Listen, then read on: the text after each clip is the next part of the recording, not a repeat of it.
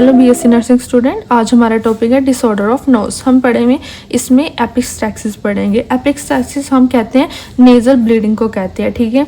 And knows is a part of body which is highly blood supply, ठीक है। Knows as a part है जिसमें ज़्यादा supply होती है ब्लड की। Epistaxis refer to bleeding from nose को ब्लीडिंग आती है, उसको हम एपिक्स कहते हैं।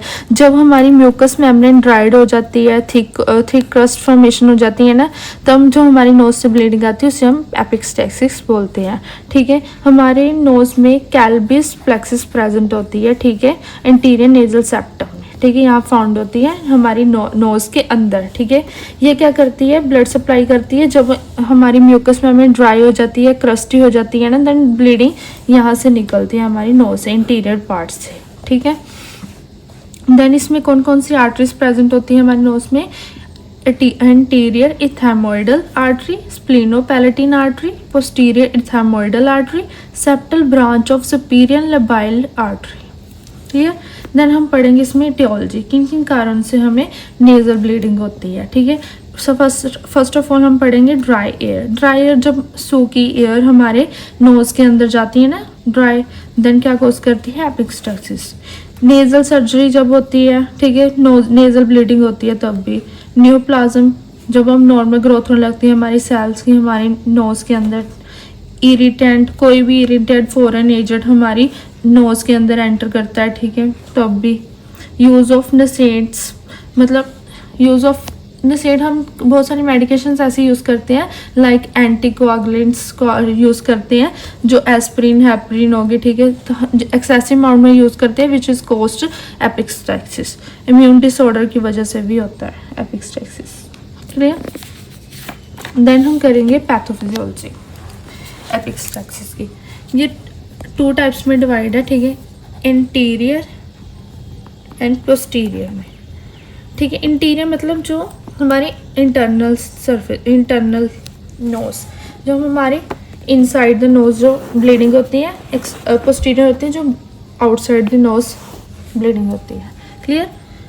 ये 90% चांसेस होते हैं, ठीक है, ये 10% चांसेस होती है। ये क्या होती है? बहुत सीवियर होती है, ये कॉमन होती है, ठीक है, जब हमारी म्यूकस मेम्ब्रेन ड्राइड अप हो जाती है,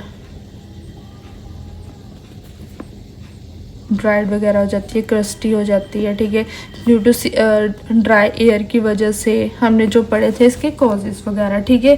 क्या होगा, जो क्लेबैक्स प्लेक्सिस होती है ना, ठीक है, ये ब्लड सप्लाई करती है, इससे नोज से आउटसाइड चले जाएगा ब्लीडिंग, ठीक है। देन इंटीरियर में क्या होगा, 10% चांसेस होते हैं जो ब्लीडिंग बाहर की तरफ जानी होती है, वो ब्लीडिंग क्या चली जाएगी हमारे, हम एस्पायर कर लेंगे वो ब्लीडिंग को, ठीक है। ये 10% होती है, स्फीयर होती है बहुत ज़्यादा, ठीक है। नेक्स्ट हम करेंगे क्लिनिकल मैनिफेस्टेशन। क्लिनिकल मैनिफेस्टेशन का एक ही कॉमन है, ब्लीडिंग होती है इसमें, ठीक है। इचिंगनेस होगी हमारी, इरिटेशंस वगैरह कोज होगी, ठीक है, नोज में। डायग्नोस्टिक टेस्ट में हम क्या करेंगे, पेशेंट की हिस्ट्री टेक करेंगे, फिजिकल एग्जामिनेशन करेंगे, प्रोथ्रोम्बिन टाइम, मतलब हम क्लॉट्स वाला टाइम चेक करेंगे कि कितने टाइम में आप क्लॉटिंग होती है, ठीक है, क्लॉटिंग टाइम, कि पेशेंट की क्लॉटिंग टाइम अब नॉर्मल तो नहीं है, ठीक है, ये चेक करेंगे। सीटी एमआरआई करेंगे, सीबीसी करेंगे, क्लियर। देन हम इस पर ट्रीटमेंट पढ़ेंगे। तो सबसे पहले ट्रीटमेंट इसका ये है, nose first aid, okay. Nose first aid में हम क्या करेंगे, पेशेंट को, जब पेशेंट को ब्लीडिंग होगी, ठीक है, सबसे पहले उसको हम कराएंगे, क्या करेंगे, सीट अप, ठीक है। हम उसको कहेंगे कि आप खड़े हो जाओ, ठीक है, खड़े हो गए। देन क्या करेंगे, अपना हेड को वो क्या करेंगे, टिल्ट करेंगे। टिल्ट कर लिया उसका हेड, फर्स्ट ऑफ ऑल हम पॉइंट नोट कर लो, सीट अप, ठीक है।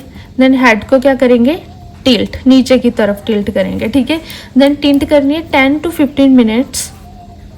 क्या करना हमने, 10 to 15 मिनट्स हमने जो नोज को पकड़ कर रखना है, ठीक है, नोज को पिंच आउट करना है, ठीक है, पिंच कर लिया। देन 10 to 15 मिनट्स हमने टिल्ट करके ना हेड को, अपने नोज को पिंच आउट करके रखना है, ठीक है। देन जितना टाइम वो ब्लीडिंग स्टॉप नहीं होती, ठीक है। देन जो ब्लड हमारी अंदर की तरफ जाना, हमने क्या करना है ना, स्पिल आउट करना है ब्लड को, ठीक है। फ्रॉम माउथ, माउथ से स्पिल आउट कर देना, ठीक है, स्पिल आउट फ्रॉम माउथ। ये थी first aid, nose first aid. क्या सबसे पहले हमारा काम क्या है, देन हमने पेशेंट को क्या देना है, कोआगुलेट्स, ठीक है। कोआगुलेट्स इसलिए देने हैं कि जो ब्लीडिंग है उसको स्टॉप करने के लिए, to stop the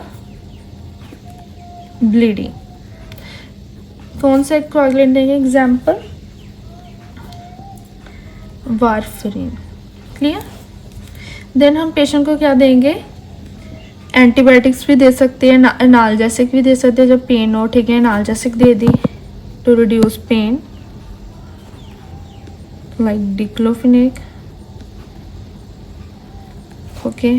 end patient को हम क्या देंगे, एंटीबायोटिक्स भी दे सकते हैं to prevent from bacterial infection, azithromycin. Then हम पेशेंट को क्या देंगे, नोज ऑइंटमेंट देंगे। जब हमारी ब्लीडिंग स्टॉप हो जाएगी ना, हम पेशेंट को नोज ऑइंटमेंट देंगे, ठीक है। कौन सी, क्लोरोफिनिक्सटिन, क्लोरोफिनिक्सटिन देंगे पेशेंट को, ठीक है। ये ऑइंटमेंट होती है जो हमारी म्यूकस मेम्ब्रेन जो ड्राइड हो जाती है ना, तब हम अपने नोज़ के इंटरनल साइड में अप्लाई करते हैं, ठीक है, म्यूर ड्राइड होने से नोज़ को प्रिवेंट करते हैं, ठीक है। ये देंगे हम पेशेंट को। देन एक होता है नेजन टेम्पॉन्स प्रेजेंट होते हैं, ठीक है, nasion tampons.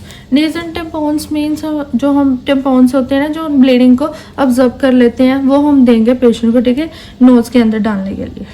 So this is the treatment of epistaxis, ठीक है। आज हमने डिसऑर्डर्स पढ़े थे एपिक्सटैक्सिस के, और सॉरी डिसऑर्डर पढ़े थे नोज़ के, ठीक है। एपिक्सटैक्सिस था, नेजल ब्लीडिंग को कहते हैं, ठीक है। इसकी इटियोलॉजी, इसकी पैथोफिजियोलॉजी, इसकी clinical manifestation, diagnose, treatment. I hope this is clear to everyone. Thank you.